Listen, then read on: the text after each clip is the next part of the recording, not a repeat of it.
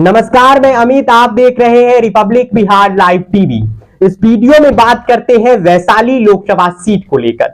Vaishali Lok Sabha seat से RJD ने भूमिहार नेता विजय कुमार शुक्ला उर्फ मुन्ना शुक्ला को चुनावी मैदान में उतारा है।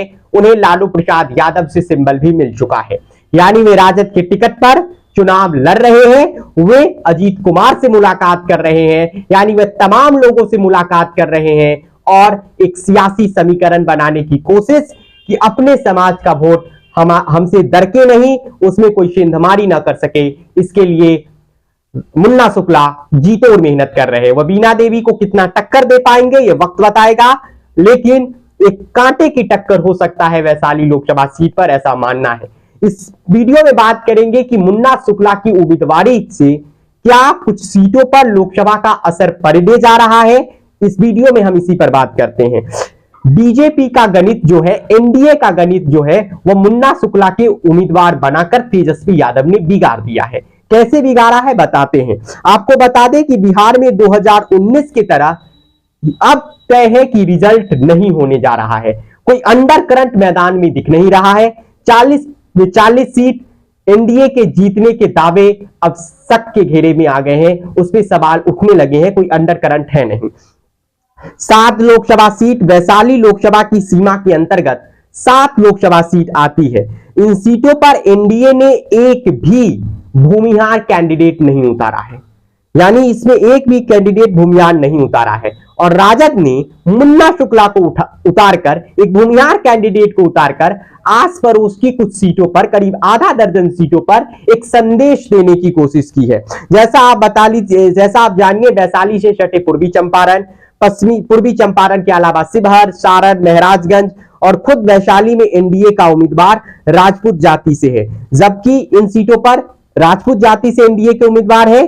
जबकि मुजफ्फरपुर, सीतामढ़ी और हाजीपुर सीट पर अलग अलग जाति, मुजफ्फरपुर से निषाद, सीतामढ़ी से ब्राह्मण और हाजीपुर से एक आरक्षित सीट है, जहां से खुद चिराग पासवान दलित नेता हैं, वे चुनाव लड़ रहे हैं। आपको बता दें कि एनडीए में राजपूत कैंडिडेट को राजपूतों का वोट मिलेगा, यानी राजपूत इंटैक्ट होकर वोट डालता हुआ नजर एनडीए उम्मीदवार को इस चुनाव में आएगा।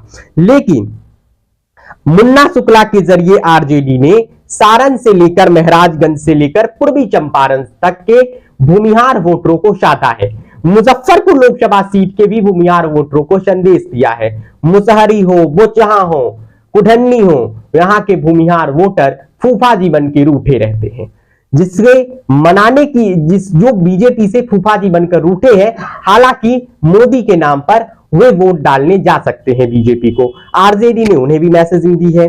इसके अलावा अगर आपको कहें तो अगर कांग्रेस मान लीजिए कि एक भूमिहार उम्मीदवार मुजफ्फरपुर से उतार दे, हालांकि कांग्रेस को कोई भूमिहार उम्मीदवार मिल नहीं रहा है, तो यह मामला और दिलचस्प हो जाएगा। आपको बता दें कि एनडीए के भूमिहार वोटरों का जो कोर वोटर है एनडीए का, वह वैशाली में एनडीए से छिटकता हुआ नजर आ रहा है।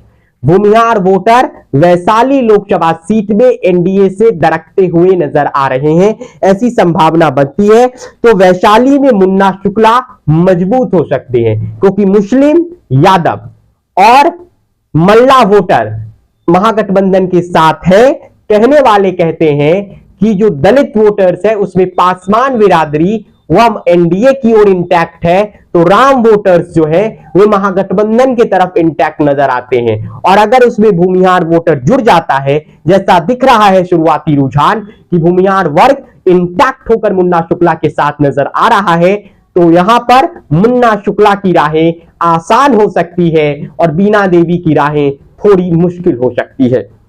कौन जीतेगा ये कहना अभी जल्दबाजी होगा।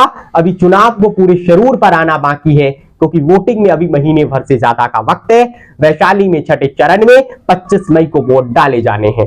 आपको बता दें कि 2004 में मुन्ना शुक्ला लड़े, निर्दलीय लड़े, दूसरे नंबर पर रहे, जबकि सीट पर 3.5 दशक से 30 सालों से 32 सालों से केवल राजपूत उम्मीदवार जीत कर आए हैं। तो उस कड़ी को तोड़ने की कोशिश भूमिहार समाज जी तो मेहनत करके कर रहा है। 7 लोकसभा क्षेत्र में एक सीट पर भूमिहार उम्मीदवार नहीं दिया है एनडीए ने, तो वहां के जो आसपास के भूमिहार वोटर हैं वे थोड़े नाराज हैं। और अगर आरजेडी उन्हें अपनी ओर खींच लेता है तो इससे एनडीए को नुकसान हो सकता है। ये बात एनडीए भी समझती होगी। तो देखना है एनडीए के पास इसके लिए क्या काट है। एनडीए के पास आपको बता दें कि राजद ने मुन्ना शुक्ला को उतारकर एक क्या कहता है माइलेज, एक चुनाव में बढ़त लेने की, साइकोलॉजिकल एडवांटेज लेने की कोशिश तो किया है।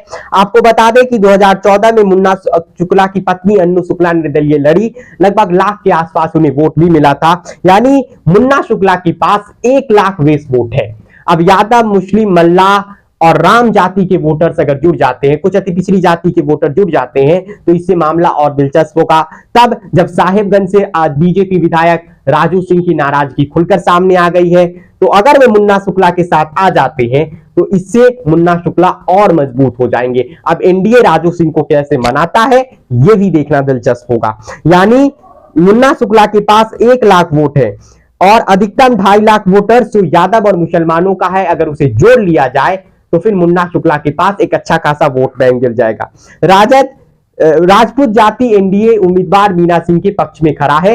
बीना सिंह को लेकर थोड़ी क्षेत्र में नाराजगी है, लेकिन मोदी के नाम पर वह नाराजगी दूर हो सकती है, ऐसा एनडीए खेमे का मानना है। जबकि भाजपा के राजपूत विधायक खुलकर बीना सिंह के साथ आएंगे, इसकी संभावना थोड़ी कम दिखती है, क्योंकि जो भी राजपूत विधायक है, चाहे वह साहेबगंज वाले ले लीजिए, पारू वाले ले लीजिए, इन्हें चुनाव खुद के जीतने के लिए साहेबगंज और पारू में भूमिहार वोटरों की जरूरत पड़ेगी। और ये जानते हैं कि खुलकर अगर अब बीना सिंह के साथ आ गए तो इससे उन्हें दिक्कत हो सकता है। ऐसा मेरा मानना है कि ऐसे में वे खुलकर नहीं आएंगे, क्योंकि भूमिहारों का वोट उन्हें चाहिए विधानसभा चुनाव जीतने के लिए। अब देखना यह दिलचस्प होगा कि बिना भूमिहार जाति के वोट के ये साहेबगंज में, पारू में, बरूराज में एमएलए नहीं बन सकते हैं। तो देखना दिलचस्प होगा।